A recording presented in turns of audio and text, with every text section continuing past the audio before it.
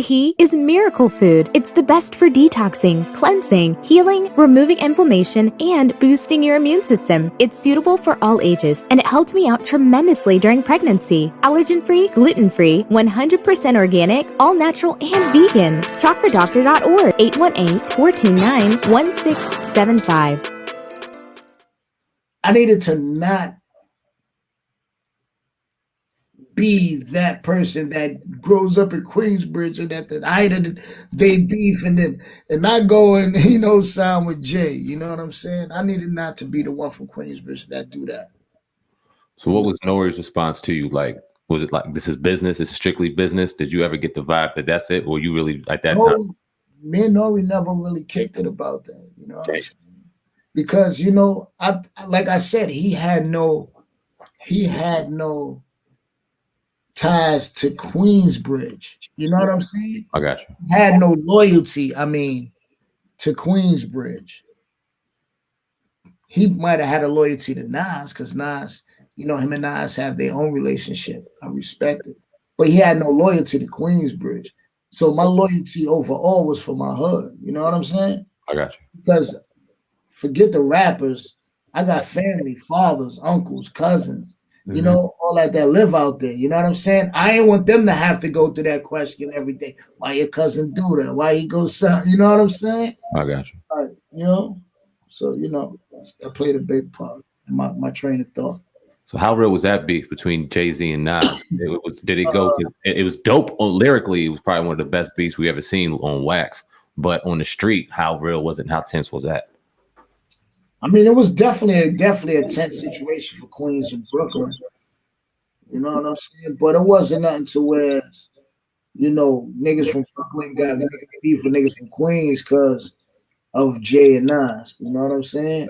Yeah. It just was a fact that the media almost made that shit to Big and Pop. You know what I mean? Mm-hmm. Mm-hmm. That's when it would have became real in the streets. You know what I'm saying? But they got to grasp of that before it went and elevated to a borough thing, a real borough thing, because that shit is just as bad as it's supposed to be.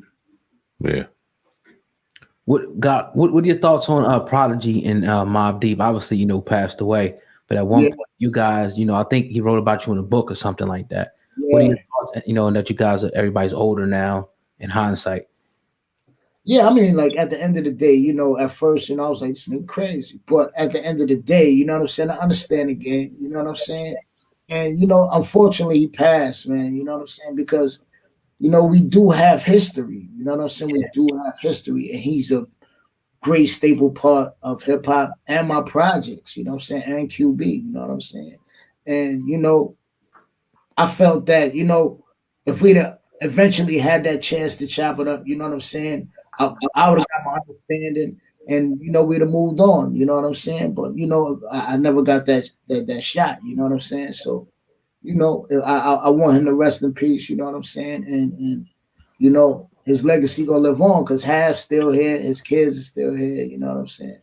Infamous Mob still going, bars and hooks still going. So he left his legacy in good hands. Wow.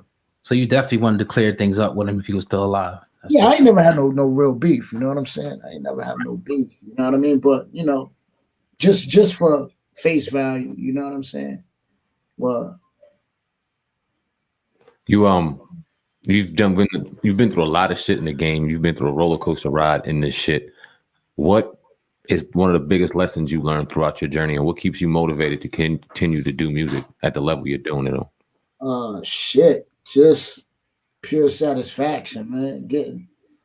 Getting a record done that I like, getting music done that I can say where I'm at in life at my age is still better than a lot of music that is being made. And to me, I'm not like one of the OGs and the old dudes who like, yo, man, I'm a 90s dude, I'm an 80s dude. Nah, I like all music. You know what I'm saying? You might catch me in the club trying to do the Dougie and some shit. I don't know. But you know what I'm saying? But no, I ain't gonna do that now. But like at the end of the day, I like all music, man. You know what I'm saying? So, I just enjoy the fact of being able to do music, being able to honestly do music yourself now. You know what I mean? Because I've been through that analog stage. You know what I'm saying? To survive the analog stage is amazing.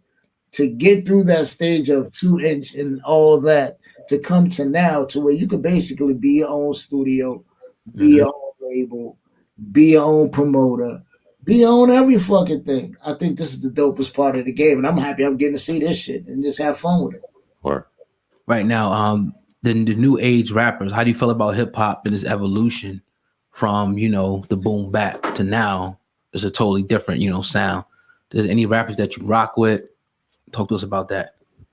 Yo, you know what's crazy? Everybody always see, like, this sound is different. This shit been here forever. Like, you know what I'm saying? Like, this sound is no different than 3 6 Mafia sound in the 80s and in the 90s. You know what I'm saying? And this sound is no different than sound that already been here. You know what I'm saying? It's just the regions that are getting heard now. You know what I mean? Gotcha. It's just the change in the regions that are controlling the atmosphere of music. The East Coast and the West Coast control music for so long, and now the Midwest and the South and are getting their spin. So it's like, you know, this shit ain't nothing new. These little niggas been rapping hard like this all the time. And some of these niggas been rapping Fruit Loop lyrics all the time. You know what I'm saying? Yeah. Ain't no difference. So I look at music as just like whoever's getting heard is getting heard, man. And 10 years from now, it's gonna be some new niggas getting heard. Music might sound a little different or it might sound the same. But it's gonna evolve though, because that's what music is supposed to do, evolve. You're supposed to get new talent. It's like basketball.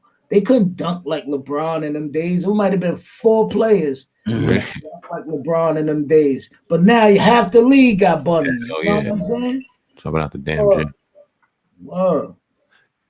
Let me ask you this, because we've always had deep culture within hip hop, and it's always been like a pinnacle in the culture of Black people. And now we're seeing media kind of become kind of walking hand in hand with hip hop. And now we're seeing like a Black renaissance when it comes to media. We seen Vlad TV and what he talked about with Minister Farrakhan, and we heard what Nori had to say. He ain't fucking with him no more. What's your thoughts on that whole situation? And when it comes to what Vlad had to say in regards to Minister Farrakhan, culture vultures, the whole nine, and then Black media, just kind of give us your thoughts on all that. Wow. I think Vlad, let me tell you something. There's a lot of Vlads out there. It's a whole bunch of Vlads out there the same color as us. Yeah. You know what I'm saying? Yeah.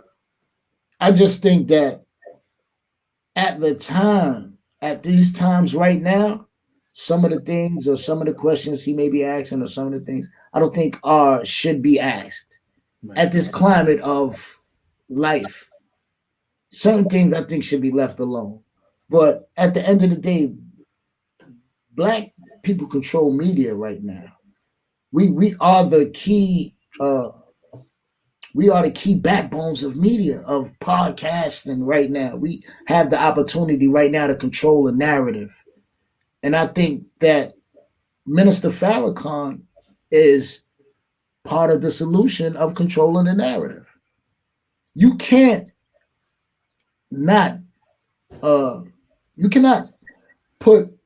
say certain things about certain people who can control the narrative. Like Donald Trump says certain things about certain people who control the narrative that were dead wrong.